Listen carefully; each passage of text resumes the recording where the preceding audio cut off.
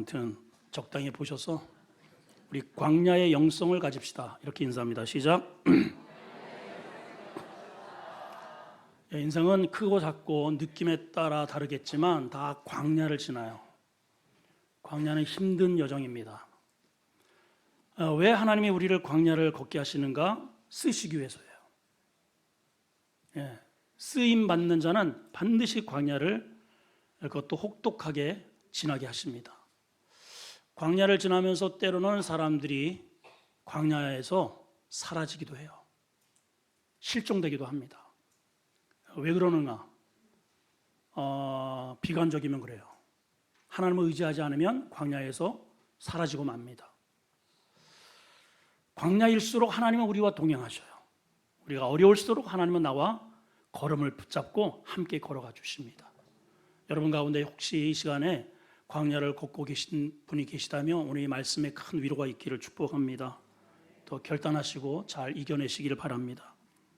자, 오늘 첫 번째 우리가 살펴볼 내용은 문제 앞에서 어떻게 할 건가? 문제 앞에서. 누구나 다 문제가 있습니다. 자, 오늘 본문 다윗에게는 어떤 문제가 있는가? 1절을 한번 보실까요? 시작. 다윗이 라마 나요스에서 도망하여 요나단에게 이르되 내가 무엇을 하였으며 내 죄악이 무엇이며 내 아버지 앞에서 내 죄가 무엇이기에 그가 내 생명을 찾느냐? 다윗의 문제가 뭐예요? 읽었잖아요. 다윗의 문제가 뭐예요?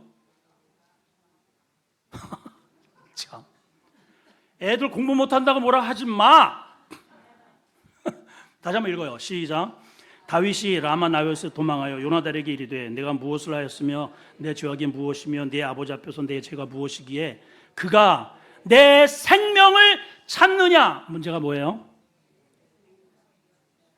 다 알려줬잖아요. 생명의 위기잖아요. 생명. 죽이겠다고 생명을 찾아요. 그래서 앞에 부분에는 사울 대신 앞으로 차기의 왕으로 기름을 부었는데 궁 생활은 잠깐이고 궁에서 어쩔 수 없이 쫓겨나야 하는 그러한 상황이 된 것입니다. 그래서 그가 도피한 곳이 어디냐면 라마나옳이라고 하는 곳으로 갔어요. 여기에 사울이 여기에 있어요. 사울의 고향입니다. 자, 그런데 잘 보세요. 사울이 라마나옳으로 다윗이 피신을 했다고 하는 말을 듣고 전령을 보냅니다. 가서 잡아와. 그럼 이제 사신들이 군사들이 이렇게 갔는데 그 지역에 들어갔더니 이상한 일이 벌어진 거예요. 딱 그 지역에 들어가면서 이상하게 막 혀가 꼬부라지면서 하늘문이 열면서 예언을 막 하기 시작을 한 겁니다. 잡아오라는 다윗은 잡을 생각을 안 하고 막 그냥 우랑말이 뿌랐다 빠따라 하면서 그냥 막 방언을 하면서 뭐 따따따따 뚜따뚜따 해가지고 그러고 오네요. 그 저놈들이 왜 저래 해가지고 또 두 번째 또 팀을 또 보내요. 똑같이 그들이 또 오면서 막 예언하고 통변하고 막 이래요. 세 번째 또 보내요. 똑같아요. 그래서 이제 에이 이놈들 하면서 마지막에는 사울 왕이 직접 다윗을 잡겠다고 찾아갑니다. 그랬더니 사울에게도 막 그냥 예언의 은사가 막 임했다 그 말이죠. 그게 앞에 부분에 나옵니다. 거기가 어디냐면 사무엘이 있는 곳이에요. 자, 이게 왜 중요하냐? 여러분, 사무엘이 얼마나 하나님의 영에 충만한지 그가 살고 있는 그 지역 전체가 성령 덩어리야. 이해가 되시면 아멘. 여러분, 우리 믿음의 사람이 왜 술집에 가면 안 되느냐? 왜 담배 피우면 안 되느냐? 아유, 목사님, 성경에 담배 피지 말라는 말이 어디 있어요? 그 말은 피우고 싶다는 거거든요. 펴요. 피세요. 아니, 예수님이 이 안에 모셔다 놓고 주님을 무슨 민방공 훈련시킬 일이 있어요? 그냥 주님이 여기 계시라, 여기. 그냥 자기 합리화 아닙니까, 여러분? 술집에서 성령이 임하겠어요? 자욱한 연기 속에 성령이 임하겠습니까? 음란 비디오를 바라보는 그 현장이 있겠어요, 여러분? 이 사무엘이 있는 라마나옳은 얼마나 영성이 이 사무엘이 강한지 그 지역에 사무엘이 있는 그 지역에만 와도 생짜박이가 불이 타버려. 그냥 우리 교회가 그런 교회가 될지어다. 여러분 가정을 그런 가정으로 만들어야 돼요. 예. 여러분 가정에 딱 오면은 막 매일 싸움이라 하고 막 우당당 둥당 탁 뭐가 찍혔어. 왜 그래? 어저께 싸워가지고 그냥 찍어버렸어. 이래가지고 무슨 영이 임하겠습니까, 여러분? 예. 누군가라도 생짜박에 오면은 예언하고 통변이 되고 예수를 믿고 거듭나고 회개하고 이런 가정을 만들어야지. 예. 일주일에 한 번씩 그냥 상이 엎어져가지고 다 상다리 부러진 게 그냥 계속 그 집에서 나오면 되겠습니까, 여러분? 되겠습니까? 여기가 라마나웃이에요. 하나님이 다윗을 왜 사울물에 있는 곳으로 피신을 보냈는가? 자, 왕으로 기름 부음을 받기는 받았지만은 아직 연단하고 훈련하고 고쳐야 할 게 너무 많아요, 여러분. 여러분 예수를 믿고 직분 받았다고 해서 다 된 게 아니에요, 여러분.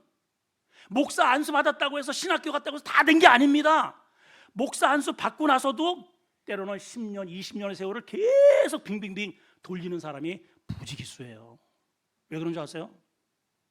하나님은 일꾼을 만드셔서 쓰셔요. 그래서 그런 거예요.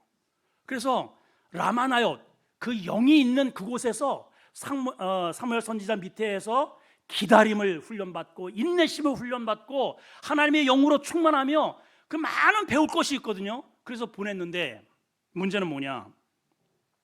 사울이 이렇게 자꾸만 찾아대니까 거기서 기다리지 못하고 쪼르륵 해가지고 누구를 찾아가느냐?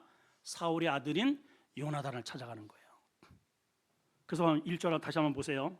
요나단에게 이르되 1절입니다. 내가 무엇을 하였으며 내 죄악이 무엇이며 네 아버지께서 내 죄가 무엇이기에 그가 내 생명을 찾느냐. 계속 강조되는 게 뭐예요? 내가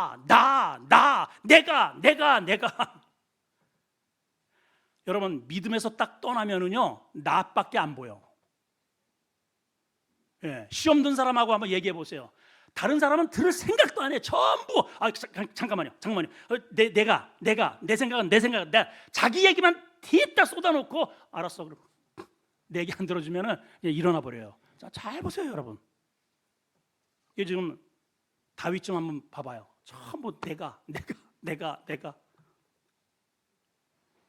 이게 해결이 안 되는 거예요. 문제가 생겼다는 겁니다. 사단이 가장 써먹기 좋은 사람이 누구냐? 쉽게 분노하는 사람이라고 그래요. 분노, 혈기. 분노라는 통로를 통해서 그 믿음을 쉽게 무너뜨려 버립니다. 여러분 삶에 이런저런 갈등과 문제가 생겼을 때 쉽게 분노하는 사람 하나님이 절대로 쓰실 수가 없습니다. 자, 두 주먹을 한번 불끈 쥐고 내년에는 화내지 말자. 시작. 내년은 이제 올해는 다 갔으니까. 그래서 얼굴에 다 나타납니다. 이렇게 다 얼굴에 다 나타나요. 싸우고 왔는지 다 나타나요. 자, 이제 이런 상황이에요. 문제가 이런 상황입니다. 자, 두 번째로 넘어갑니다. 한번 따라할까요? 조나 서로 다른 길. 시작. 자, 앞에 지금 20장인데 18장 4절 말씀을 한번 읽어보겠습니다. 띄워주시고 시작. 요나단이 자기가 입었던 겉옷을 벗어 다윗에게 주었고 자기의 군복과 칼과 활도 띠도 그리하였더라. 요나단이 자꾸만 사울이 자기를 죽이겠다고 쫓아갔는데 왜 이제 사울이 이렇게 이제 자기를 잡으러 왔잖아요. 그러면 어쨌든 하나님의 사람 밑에서 하나님의 방법으로 하나님의 응답으로 뭔가 이게 해결을 해야 되는데 여러분 하나님이 너 다음에 사울 다음에 네가 왕이야 이렇게 하나님이 기름을 붓고 그 사람을 단두대에 올려놓겠습니까? 그렇죠? 그럼 그 믿음을 가지고 과거 얼마 전에 골리앗에게 나갔던 그 믿음을 가지고 너는 칼과 단창으로 오지만 나는 만군의 여호와의 이름으로 간다 하고 사울에게도 가면 되잖아. 아니 적도 이겼는데 아니 사울은 그래도 그나마 이스라엘의 공동체의 수장이잖아요. 말이 그래도 되잖아요. 아니 적에게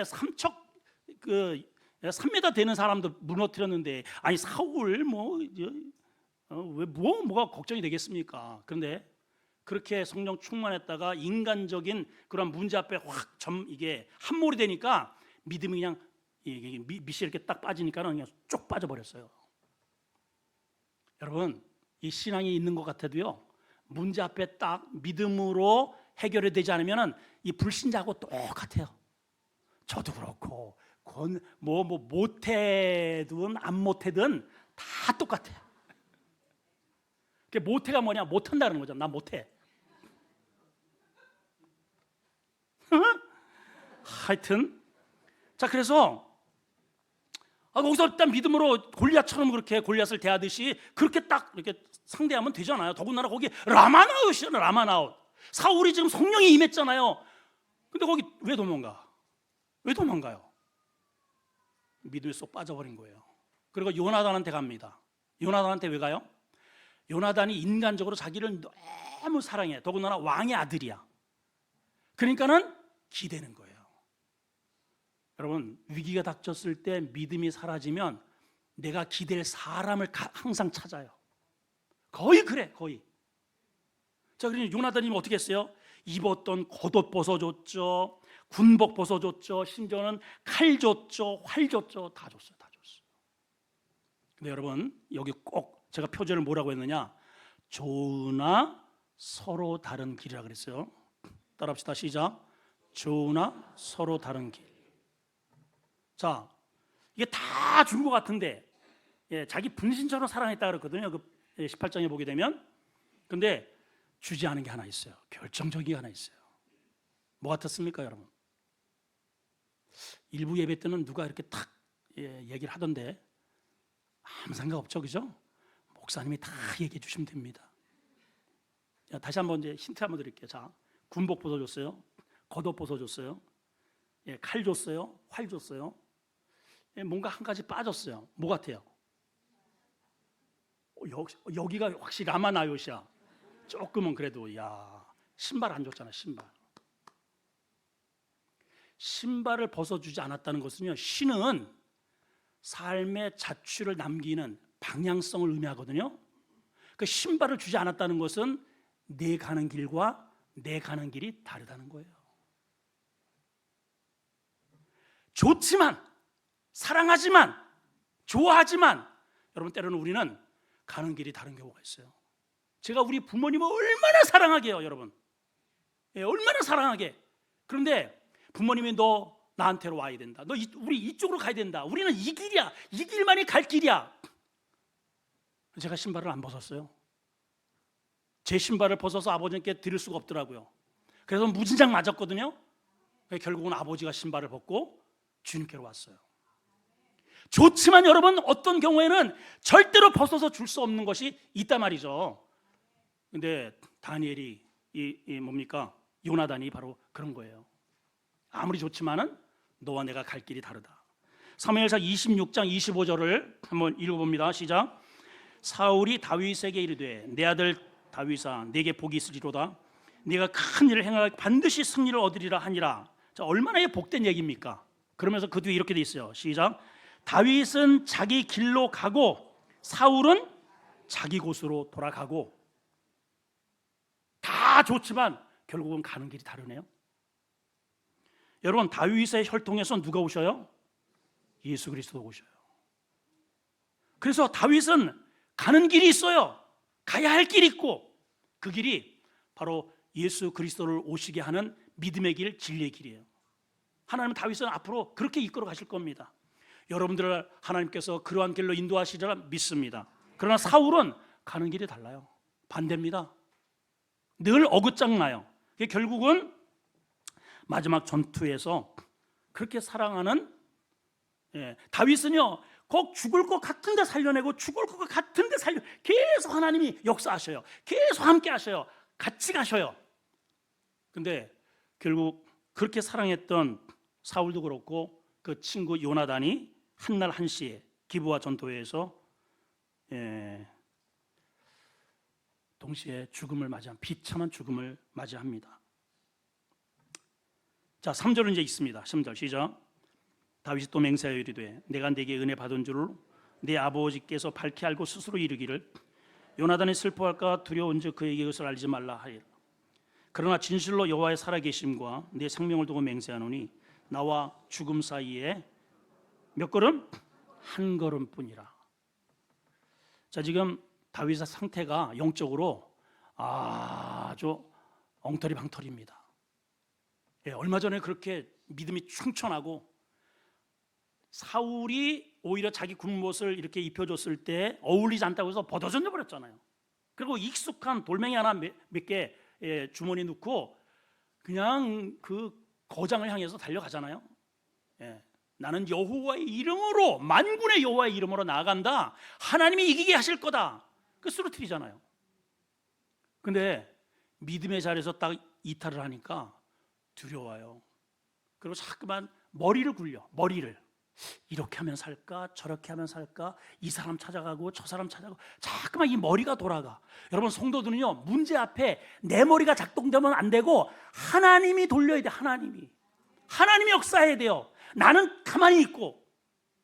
계속 성경은 그러게 해요. 너희들 제발 좀, 너희는 좀 가만히 좀 있어라. 문제 앞에서 우리가 가만 있는 게 믿음이에요. 예, 근데 제일 안 되는 게 가만히 있질 못해요. 그래서 요나단에 가가지고, 아버지 자기 친분이 있기도 하고 또 왕의 아들이니까 모든 왕이 너하고는 다 의논을 할 것 아니냐, 예, 이제 이런 측면으로 간 겁니다. 그래서 요나단이 위로를 해줘요. 맞아, 우리 아버지가 다 나하고 이야기를 하니까 아버지의 뜻이 이렇든 저렇든 내가 다 얘기를 해줄게. 이 다윗이 그래도 또 불안해. 이게 지금 원체 심각한 사안이니까, 예, 이번 나를 죽이는 이 문제만큼은 너하고 나하고 친분이 있는 것을 네 아버지도 알기 때문에 너에게 알려주지 않고 행할 수도 있어. 이런 얘기예요. 이게 저는 여기에서 굉장히 중요한 교훈 하나를 얻습니다. 그게 뭐냐, 제2의 용사들이 다시 뭉쳤다. 예비군 군가거든요. 근데 신앙은 그렇지 않더라고요. 어제의 믿음이 오늘까지 이어지지 않아요. 여러분 봐봐요. 과거에 내가 왕년에 전에는 뭐를 했고 근데 지금은, 여러분, 신앙은 항상 현재입니다. 현재. 옛날에, 과거에, 그거는 옛날이오고, 현재 어떠냐는 거예요. 현재. 과거에 다윗도 그러한 한때에 엄청난 사제의 입을 열고 믿음으로 골리앗을 눕힌 적이 있었어요. 그런데 현재는 어디에도 하나님을 믿는 믿음의 모습을 찾아볼 수가 없네요. 그러니까 자꾸만 머리를 굴리고 사람을 찾아다니고 거짓말을 하고 꾀를 부리고, 그러니까 스스로 함몰이 돼요. 함몰이. 교훈, 어제의 신앙이 오늘을 보장하지 않는다는 겁니다. 오늘은 오늘의 믿음이 필요해요. 그래서 일용할 양식이에요. 그러므로 여러분, 어제까지 새벽기도 잘 드렸다고 해서 오늘까지 이어지지 않아요. 오늘은 오늘 여러분들이 새벽을 깨우고 예배를 드리고 말씀과 믿음으로 겸비하셔야 합니다.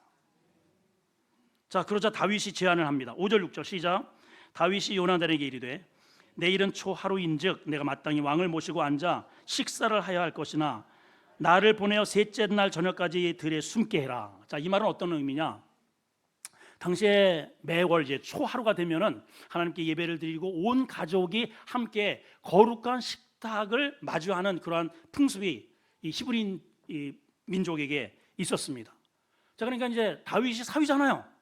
그러니까 당연히 사위니까, 가족이니까는 식탁 자리에 가야 된단 말이지. 근데 지금 상황이 어때요?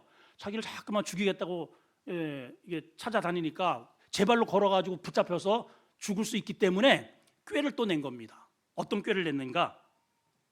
자, 6절 시작. 네 아버지께서 만일 나에 대하여 자세히 묻거든 그때 너는 말하기를 다윗이 자기 성읍 베들레헴으로 급히 가기를 내게 허락하라 간청하였사오니 이는 온 가족을 위하여 거기서 매년제를 드릴 때가 되민이라 하라. 그러니까 요나단에게 이렇게 하라고 얘기를 해준 거예요. 예. 자, 이제 내가 거기 당연히 식탁 자리를 가기는 가야 되는데 분위기가 좋지 않지 않느냐. 그러니까 우리 베들레헴, 다윗의 동네잖아요. 다윗의 고향 베들레헴에 가서 매년제 1년에 한 번 온 가족이 모이는 그러한 예배를 드리는 것으로 해라. 그렇게 얘기를 해서 만약에 내 아버지의 표정을 살펴서 나한테 알려주라는 거예요. 쉽게 얘기하면 하나님의 거룩한 예배를 통해서 자기의 일신을 도모하려고 하는 거예요. 예? 이제 우리로 본다면은 실제로 예배는 안 나왔고 안 드리고 이제 아들한테 아들 아빠가 엄마 찾으면은 예배 갔다 그래? 예배 갔다 그래? 저 목장 예배 드리러 갔다 그래? 예, 그리고 지금 엉뚱한 짓 하고 있거든요. 예, 쇼핑하러 갔어요. 쇼핑하러. 그리고 예배 드리러 갔대. 돼요? 안 돼요? 돼요. 그죠? 그렇게 많이 해봤죠? 이게 다윗이 이러고 있는 거예요. 심각합니다 지금. 예. 7절 시작. 그의 말이 좋다 하면 내 종이 평안하려니와 그 말이 노하면 나를 해하려고 결심한 줄을 알지니. 그래서 이제 아버지가 그 말을 듣고 이제 요나단이 이제 전할 거 아니에요. 그 말을 듣고 그래 고향에 갔다고. 그러면 이번에 못 오겠네. 그러면 누그러진 거예요. 근데 만약에 그렇지 않고 아니 이놈이 내 이럴 줄 알았어. 왕의 식탁을 거부해 내 이놈은 반드시 죽이리라. 그러면은 나를 진짜 죽이는 줄 알 테니 그거를 나한테 통보해 달라는 거예요. 자, 이제 어떻게 통보를 해야 되는가? 한번 따라합시다. 운명의 경계점. 19절입니다. 시작. 너는 사흘 동안 있다가 빨리 내려가서 그 일이 있던 날 숨었던 곳에 이르러 에셀 바위 곁에 있으라. 자, 며칠 동안? 사흘 동안. 자, 그 뒤에 이제 내용이 많이 있는데 이 내용은 딱 간단하게 이야기하면 이겁니다. 자, 아버지가 이제 얘기를 했어요. 사무엘이 아버지에게 얘기를 해서 왕이 분기된 척 한단 말이에요. 아니면은 또 어쨌든 누그러져 가지고 다윗에 대한 악감정이 없어서 살려줄 것 같다. 어쨌든 이런 정보를 다윗에게 알려줘야 되잖아요. 이제 그 소식을 기다리기까지 사흘 동안 에셀 바위 근처라고 하는 곳에서 기다리는 거죠. 이 사흘 동안 다윗의 심령이 어땠을까? 여러분 한번 생각해 보십시오. 이 사흘은 이 다윗에게 있어서 운명의 경계점인 겁니다. 다시 왕궁으로 황궁하느냐? 아니면은 지금 이제 양치로 갈 수도 없어요. 지금은 다 군사들이 깔려 있어서 계속해서 이제는 광야로 무인징역으로 내어 몰리느냐? 이게 경계점이에요. 여러분 이 다윗이 이 3일 동안 이 화살이 날아오르는 그래서 이제 뒤에 보면은 그런 내용이 나오죠. 아버지가 만약에 너를 받아들이고 화가 나지 않은 것을 내가 확인하면 화살을 내 앞에 이렇게 떨굴 테니까 다시 궁으로 돌아와라. 그러나 화살이 내 머리 위로 슝 넘어가 가지고 저 뒤로 떨어지걸랑 빨리 도망가라 이거거든요. 결국은 날아오는 이 화살이 내가 다시 환궁하느냐 광야로 내어 몰리느냐가 결정이 되는 거예요. 무엇이? 화살이. 그리고 이 기간은 3일입니다. 우리가 이 신앙생활을 하면서 또 우리 인생을 살아가면서 이와 똑같은 경우가 참 많아요. 특별히 우리 사업을 하시는 분들은 늘 매월마다 연말이면은 뭐를 해요? 매연마다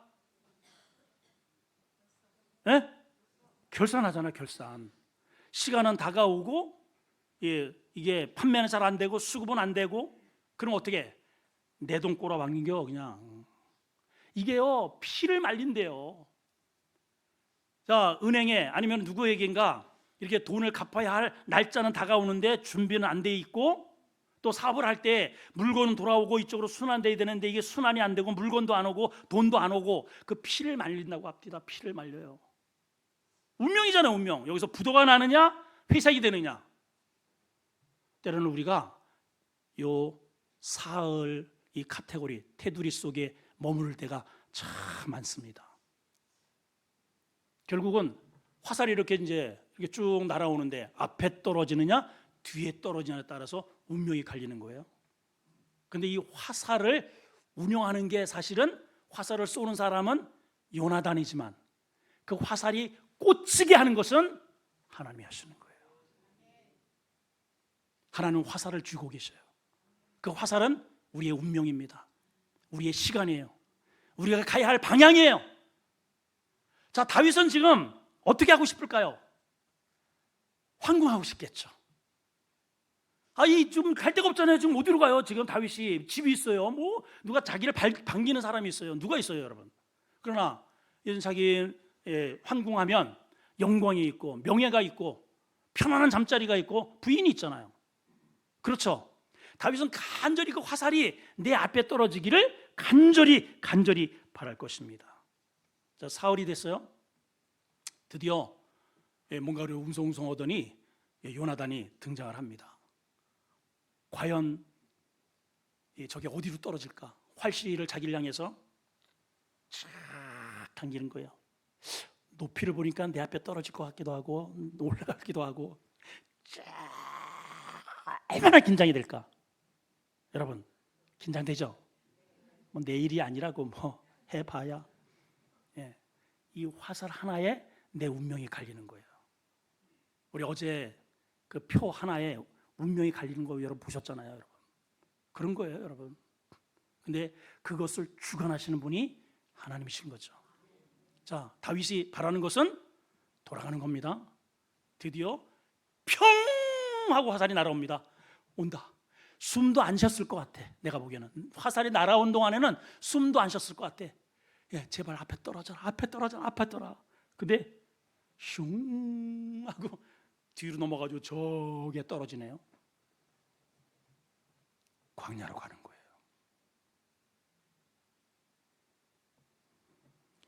다윗이 그렇게 바랬으나 바람대로 되지 않았네요. 여러분들이 신앙생활 하면서 바라는 게 있잖아요. 다윗이 얼마나 지금 낙심천만했을까. 화살이 슉 날아가는 걸 보고. 여러분 앞에, 내 앞에 톡 떨어지는 진급, 톡 떨어지는 승진, 톡 떨어지는 이 월급. 근데 그게 휙 날아갈 때 얼마나 철커덕 낙심이 돼요, 여러분. 그럼 많잖아요. 근데 하나님은 다윗을 일부러 광야로 내어 모셔요. 왜 그런 줄 아세요? 이유가 있습니다. 자, 우선 성경에 나타나는 대부분의 하나님 앞에 쓰임받은 인물들은 전부 하나님께서 일부러 그들을 이끌어내어 편안한 곳에서 이끌어내셔서 광야로 내어보내셨어요. 자, 여기서 우리가 꼭 한 가지 알아야 할 것은 누구도 내 자원에서 하나님이 나한테 기름 부으셨네? 근데 인격이 이런 인격 가지고는 절대로 하나님 앞에 이거 하다가 문제가 생겨. 내 스스로 광야에 가서 좀 훈련 좀 받아야지. 이러고 광야 가는 사람은 한 사람도 없습니다, 여러분. 한 사람도 없어요. 다윗도 보세요. 다윗이 간절히 가고 싶은 곳은 궁전이라니까. 여기 누가 있어요? 여기 누가 뭐 찾는 사람이 있어요? 가고 싶은 사람이 있어요? 오죽하면 그 뒤에 저 적진으로 들어가잖아요. 사자 입으로 그냥 쑥 지가 들어가. 가드 왕 입으로 들어가잖아요. 오죽하면 미친 짓까지 하고 갈 데가 없으니까. 그런데 저쪽으로 돌아갈 수가 없어요. 왜 그래요? 왜 그래요? 죽이겠다니까. 그래서 하나님은 때로는 모든 광야로 내어모는 그 과정을 보면은 억지로 끌려가는 거예요. 가고 싶은 게 아니에요. 억지로 끌려가. 근데 그게 결국은 나중에 보면 복의 길이에요. 복의 길. 내가 만들어지는 길이고 가장 복을 받을 수 있는 지름길이에요. 돌아가는 길은 없습니다. 아멘. 자, 요셉을 볼까요? 아버지한테 얼마나 사랑을 많이 받았어요. 오죽하면은 요셉에게만 색동저고리를 입혀줬다 그러잖아요. 그만큼 사랑을 받은 아들이에요. 그런데 형들 심부름 갔다가 자기의 의도와 아무런 생각도 이 뇌리 속에 그러한 이러한 교회 플랜은 전혀 상상도 못할 일이에요. 근데 거기서 기다렸던 형제들이 묶어가지고 우물에다가 집어넣었다가 미대한 상용원에다 팔아가지고 졸제 노예로 돼버렸네요. 하나님이 요셉의 화살표를 저 애굽으로다가 이렇게 해가지고 쏴버린 거예요. 너 그쪽으로 가라. 요셉이 가고 싶어서 갔겠어요? 끌려간 거예요, 여러분. 울면서 갔어요. 노예 생활했어요. 근데 거기서도 열심히 어쨌든 일을 합니다. 보디발 장군의 눈에 들었어요. 총무를 맡습니다. 근데 부인의 또 유혹을 받아요. 그 하나님의 그런 정신이 있기 때문에 튀어나오면서 옷을 붙잡고 난리를 치길래 옷을 벗어 던지면서 빠져나옵니다. 박수 쳐줘야 되잖아요. 박수 받아야 할 일입니다. 승진할 일이에요. 근데 오히려 누명을 쓰고 또 감옥으로 가네. 하나님이 노예에서 다시 거기에서 이 정도면 됐어 해가지고 올려오는 게 아니고 화살표를 어디로 쏴요? 감옥으로 쏴버려요. 감옥으로. 하나님이 왜 이러실까요? 그 당시에는 도무지, 여러분 원래 고난의 세월은, 고난의 즐거움의 시간이 그만, 벌써 저녁이네 이래. 여인들 두세 명 와가지고 수다 떨어봐. 벌써 남편 올 시간이, 아이고 지겨워 그런단 말이에요. 근데 병들고 힘들고 어려운 거는요, 일각이 멈춰 있어요. 그냥 시간이 안 가요. 술 관원장을 보낸 뒤에 2년이라고 했는데 아마 요셉에 있어서는 20년도 넘었을 것 같아요. 그 세월의 느낌이. 그런 오랜 세월 속에 그 속에서 뭔가를 엮어가셔요. 나중에야 요셉이 깨닫습니다. 아하, 이래서 하나님이 나를 이렇게 화살을 쏴서 그쪽으로 나를 보내셨구나. 우리는 그거 너무 잘 알잖아요. 우리는 너무 잘 알죠, 그죠? 근데 여러분들을 그렇게 인도할 때는 우리는 치워버린단 말이죠. 감옥 앞에서 안 가, 왜 내가 여기 들어가? 하나님 살아계신 거야. 우리 이러고 지금 10년째 씨름하고 있어요. 거기 들어가야 되는데. 그래야 술 관원을 맡고 떡 맡은 관원을 맡아서 궁중의 상황이 어떤지 정치를 배우고 경제를 배우고 섬김을 배우고 그래야 국무총리가 되는데 우리는 그 앞에서 복의 문을 붙잡고 안 간다고 이러니 신앙의 정지 여러분. 10년 전에 여러분들의 모습을 보세요. 저 성장한 거 있나요, 여러분? 똑같아요.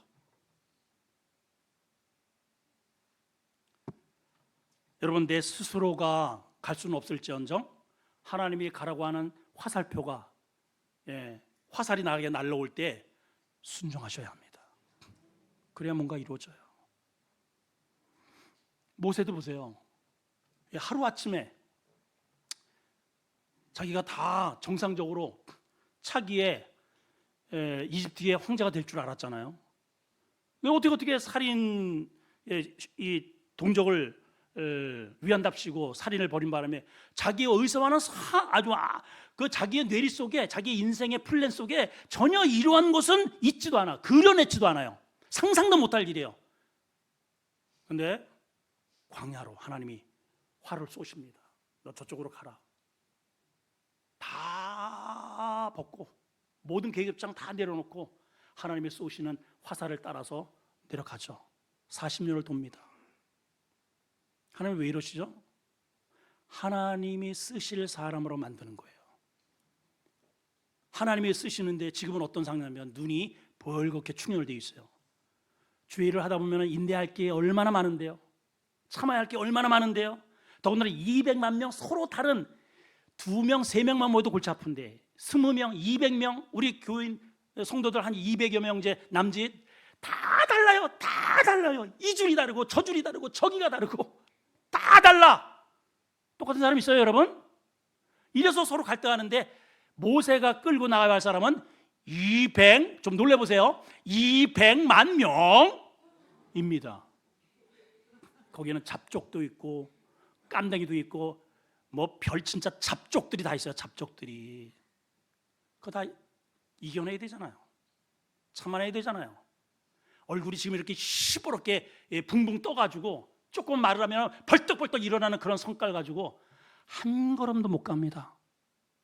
근데 40년 동안 광야 짐승 뒷구멍이 쫓아다니면서 그 기운이 싹 가라앉은 거예요. 내려놓음의 훈련을 시키신 거죠. 오죽하면 하나님이 찾아갔을 때 말을 잃어버렸대요. 말할 사람이 있어야 말이지. 야, 하나님, 제가 좀 말할 줄도 모르고 말 잊어버렸어요. 걱정하지 마. 말 잘하는 사람 내가 이 옆에 붙여줄게. 너는 그냥 지팡이만 들고 서만 있어. 일은 다 내가 할 거야. 가만히 서 있을 사람이 필요해. 지금 전부 지가 설쳐대고 난리를 치니까 내가 할 일이 없다. 지금 그런 겁니다, 여러분. 초대 왕을 세워놨는데 하나님이 일을 좀 하고 싶은데 사울이 지가 다 먼저 해버려요. 선지자 오기 전에 지가 다 제사해주고, 전쟁이 일어나면 다 선지자가 이렇게 지시받겨서 지가 지가 다 결정해버려. 내 인생 내가 갈 걸, 내가 플랜 다 결정해버려. 그러니까 하나님이 할 게 뭐 없어요. 그래서 이제는 다윗을 세워놓고 너 내 뜻대로 할 수 있겠냐? 아직은 안 된다는 거죠. 그래서 트레이닝 하십니다. 훈련하십니다. 그래서 화살표를 올로 광야로 가라. 여러분, 우리에게 광야의 영성이 필요합니다. 하나님은 지금 이 시대 속에 광야 한복판에 살아가는 저와 여러분들에게 광야를 믿음으로 말씀을 붙들고 잘 훈련되고 연단되어서 여기에 광야를 통과한 사람에게 특징이 있습니다. 3가지의 특징. 한번 따라할까요? 그게 뭐냐? 따라합시다. 연단. 광야를 지나면서 내가 연단이 돼요. 광야는 불구덩이입니다.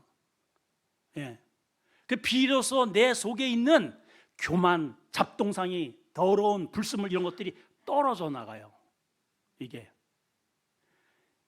그냥 돌덩어리 같은 거를 불 속에다 확 집어넣으면은 이게 녹잖아요. 그게 연단이에요. 그럼 거기에서 금은 금대로, 철분은 철분대로, 아연, 망간 뭐 이런 전부 다 각각의 다 분리가 돼. 분리. 그리고 돌은 이게 찌꺼기는 찌꺼기대로 이렇게. 그래서 거기에서 귀한 것들을 축출해내는 겁니다. 하나님 우리를 왜 광야로 보내시는가? 나에게 쓸 모양을 축출하시기 위해서. 2번째는 겸손이에요. 우리 하나님 앞에 쓰임 받기 위해서 겸손해야 합니다. 겸손해야 됩니다. 아멘. 뱀은요, 곧 죽어도 이러고 있어요. 제가 잡아봐서 알아요. 제가 시골에서 제가 지금 요거 죽어. 제가 손에 작대기를 들고 있거든요. 이거 한번 내리치면은 곧 죽어요. 그런데 곧 죽어도 딱 들고 대가리를 쳐들고 있어요. 이러한 모습은 하나님 앞에 절대로 쓰임 받을 수 없어요. 이것이 언제 꺾이느냐? 광야를 지나면서 고개가 숙여집니다. 3번째는 어떠한 환경에서도 끝까지 믿음을 붙잡을 수 있는가? 이게 광야를 통과한 사람의 차이점이에요. 여러분, 하나님은 우리를 선택하실 때 우리는 학벌을 봅니다. 기술을 봅니다. 테크닉을 봅니다. 우리는 이런 걸 봐요. 그러나 하나님은 안 보셔요. 우리의 내면에 그런 단련된 광야를 통과한 흔적들을 보시는 거예요. 문제가 생겼을 때 이것을 믿음으로 감당할 수 있는지, 쉽게 집어 던지는지. 광야를 지나면 반드시 그 다음에 주어지는 게 사명이 주어집니다. 사명을 감당하면 그 다음 단계는 복과 영광이에요. 여러분, 모세는요, 하나님 다음으로 복을 받은 사람이에요. 여러분, 다윗은요, 이스라엘의 국기가 다윗별이야. 다윗. 공항도 데이빗 에어포트예요. 공항이 다윗 공항이야. 다윗 공항. 온 나라가, 전 세계에 이름이 제일 많이 지은 게 데이빗이야. 데이빗. 따라합시다. 데이빗. 그게 뭐예요? 다윗이에요. 다윗. 그렇게 높이셔요. 연단을 통해서 사명이 주어지고 사명을 감당하면 영광이 오는 거예요. 근데 우리는 요 가운데 거를 빼고 이쪽으로 뛰어가고 싶어요. 그런 건 없어요. 절대로 없습니다. 오늘 우리 사랑하는 성도 여러분, 이제 한 해가 마무리되어 가는 시점에 우리가 지나온 올 한 해도 잘 돌아보면서 하나님께서 하나님이 나를 광야로 이끌어 가실 때에 내가 뒷걸음질을 치고 있지는 않았는지, 내년도에는 과연 나의 삶, 여러분 1년 그냥 무의미하게 한 해 더 살았어. 올해도 2024년 한 해 또 살았구나. 그럼 뭔 의미가 있겠습니까, 여러분? 그렇게 해서 100년, 200년을 산들 그게 무슨 의미가 있겠어요? 단 하루를 살아도 하나님 나라의 영광의 문지기로 있는 게 좋다고 그러잖아요, 여러분. 이 땅에 죄악의 세상에 1000년을 사는 게 무슨 의미가 있겠냔 말이에요. 내년 또 죽지 않고 버티기를 원하십니까? 무의미한 사람을 오늘 좀 끊어내시고 하나님이 내년 한 해를 또 우리에게 혹시 주신다면 하나님 앞에 거룩한 도구로 쓰임받아 영광스러운 자리로 점핑하시기를 주의 이름으로 축원합니다. 하나님 고맙습니다. 감사합니다. 2024